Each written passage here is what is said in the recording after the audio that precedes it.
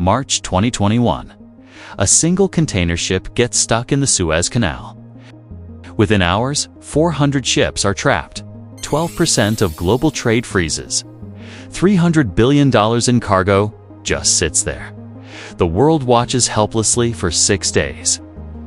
One ship, one canal. Total chaos. Now imagine this. What if that canal closes for a month? What if tensions in the Persian Gulf explode? What if the Panama Canal runs completely dry? The truth is, the world's most critical trade routes are shockingly fragile, and some countries are done waiting for disaster. Right now, a massive corridor is being built. It connects Mumbai to Moscow. It bypasses every Western-controlled choke point. And it is changing the rules of global trade. This is the story of the International North-South Transport Corridor, and why it matters more than you think. Let's talk about how global trade actually works. Right now, most goods move through a handful of routes. The Suez Canal handles 12% of everything. The Strait of Hormuz sees 20% of the world's oil. The Panama Canal connects to oceans. These are the arteries of world commerce. But here's the problem. They are all vulnerable. The Suez, one accident paralyzed it. The Panama. Water shortages are forcing ships to wait weeks. The Strait of Hormuz, constant military standoffs. Any one of these could shut down overnight. And when they do, prices explode. Supply chains collapse. Economies suffer. For decades, this system worked because there were no alternatives. Countries had no choice. If you wanted to trade globally, you used these routes. You paid the fees. You accepted the risks. However, something shifted in 2022. Russia got hit with massive sanctions. European markets closed. Western payment systems shut down. Energy exports needed new buyers. Traditional trade routes became useless. Russia had to pivot fast. At the same time, India was looking at its own vulnerabilities. The country imports 80% of its oil. Most of it travels through the Persian Gulf and the Suez Canal. One blockade could cripple the entire economy. India needed options. Russia needed partners. And suddenly, an old project came back to life. The International North-South Transport Corridor. First proposed in 2000, ignored for 20 years. Now essential. This corridor does something radical. It moves goods north and south instead of east and west. It cuts through Iran, the Caspian Sea, and Central Asia. It connects Mumbai directly to Moscow without touching a single Western-controlled waterway. The question is, how does it actually work?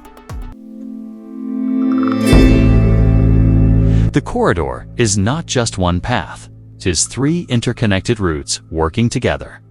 Let's start with the western route. Cargo leaves Mumbai and arrives at Bandar Abbas in southern Iran. From there, trucks and trains move north through Tehran. The route crosses into Azerbaijan at the Astor border. Then it continues through the Caucasus into southern Russia.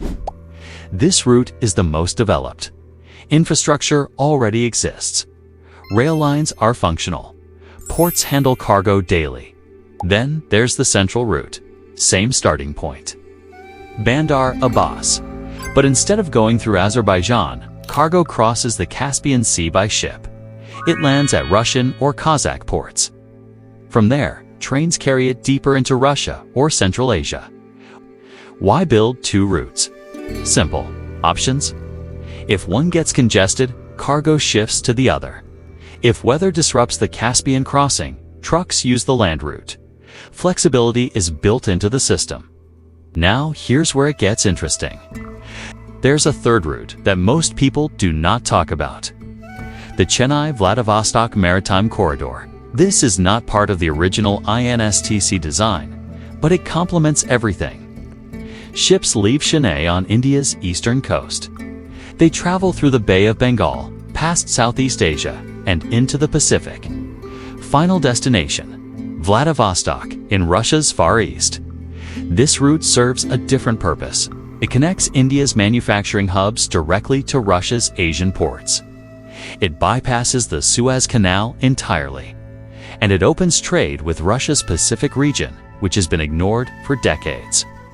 Together, these three routes form a network. Goods can move by sea, rail, or road. They can switch between routes. They can avoid bottlenecks. This is not just a backup plan. This is a parallel system, and in December 2025, it became official. The summit that changed everything. December 2025, Vladimir Putin lands in New Delhi. This was not a ceremonial visit. This was business. Putin and Indian Prime Minister Narendra Modi signed 16 agreements in one sitting. Energy, defense, technology, trade, logistics, everything. The centerpiece, a partnership roadmap called Program 2030. This is not a wish list. This is a binding framework. It guarantees uninterrupted energy supply from Russia to India for the next 5 years. It commits both countries to expanding trade volumes. It sets specific goals for infrastructure development. One of the biggest announcements: full commitment to the Chennai-Vladivostok maritime corridor. Both governments agreed to increase cargo volumes. They committed funds to upgrade ports. They discussed joint ventures in shipping and logistics. This route is now a priority. Then there's the Indo-Eurasian Economic Union Free Trade Agreement. The EAE includes Russia, Armenia, Belarus, Kazakhstan, and Kyrgyzstan. 180 million people. A trade deal would remove tariffs. It would streamline customs. It would give Indian exporters direct access to markets they have never reached before. And here's a detail most people missed. India announced it is opening consulates in Yekaterinburg and Kazan. These are not tourist cities. Yekaterinburg is an industrial powerhouse. Kazan is a logistics hub. Opening consulates there signals one thing: India is serious about trading with Russia's interior. This summit was not about diplomacy. It was about locking in infrastructure for a new trade reality, and the numbers prove it. Right now, shipping goods from Mumbai to Moscow takes 40 to 60 days. The route goes through the Suez Canal, the Mediterranean, and European land routes. Over 8,000 nautical miles. High costs, long delays, constant risks. The INSTC changes everything. Same journey, 20 to 25 days. Distance drops to roughly 5,000 kilometers. Costs fall by 30%. Time savings double if you avoid European port congestion. Think about what that means. For India, it means cheaper Russian oil, coal, fertilizers, and metals. It means faster access to Central Asian markets. It means new export opportunities for pharmaceuticals, textiles, machinery, and agricultural products. For Russia, it means a stable southern trade partner. It means access to the Indian Ocean without relying on European infrastructure. It means leverage in a world where Western markets are closed. Iran gains something different: revenue. Every ton of cargo moving through Bandar Abbas or Tehran generates fees. Every train crossing Iranian rail lines pays. Iran becomes a transit state. In a sanctioned economy that is not small. Azerbaijan and Central Asia. Connectivity. Landlocked countries suddenly have access to ports and markets. Kazakhstan can export grain to India. Uzbekistan can import machinery from Russia. These are economies that have been isolated for decades. However, here is the bigger picture. This is not just about saving money. This is about creating a trade system that does not depend on Western infrastructure, a system that cannot be sanctioned, a system that operates outside traditional choke points. That is power. For decades, global trade flowed along routes controlled by Western powers. The Suez Canal depends on international agreements. The Strait of Hormuz is patrolled by the U.S. Navy. The Panama Canal operates under American influence. These routes work, but they come with conditions. The INSTC offers something different, an alternative. India gains strategic autonomy. It reduces dependence on Western-controlled waterways. It builds direct access to Russia and Central Asia. It diversifies energy sources. It strengthens its position as a non-aligned power. Russia pivots decisively toward Asia. Sanctions forced Moscow to look east. The INSTC makes that pivot permanent. Russian trade now flows south and east, not west. And then there is China. China's Belt and Road Initiative is massive. It spans continents. It finances infrastructure across Asia, Africa, and Europe. But it has one defining feature. It is China-centric. Routes are designed to serve Chinese exports. Infrastructure is financed with Chinese loans. Countries often end up dependent on Beijing. The INSTC is different. It is multilateral. It is not controlled by one country. It offers an alternative model for regional connectivity. This introduces competition, not military. Economic. Countries now have a choice. They can align with China's system or explore alternatives like the INSTC. That choice creates leverage. Leverage creates independence. The corridor also reflects something bigger. The world is moving toward multipolarity. Power is no longer concentrated in the West. Trade routes are diversifying. Regional blocs are forming. The INSTC is infrastructure for that new world. Nevertheless, building it is not simple. Let's be clear. The INSTC faces serious challenges. First, sanctions on Iran. The United States and European Union have imposed restrictions on Iranian banks, shipping, and energy. These complicate trade. Payment systems are limited. Insurance for cargo moving through Iran is difficult. Companies worry about secondary sanctions. Second, infrastructure gaps. Rail networks in Iran and Azerbaijan need upgrades. Port capacity is limited. Roads in some areas are outdated.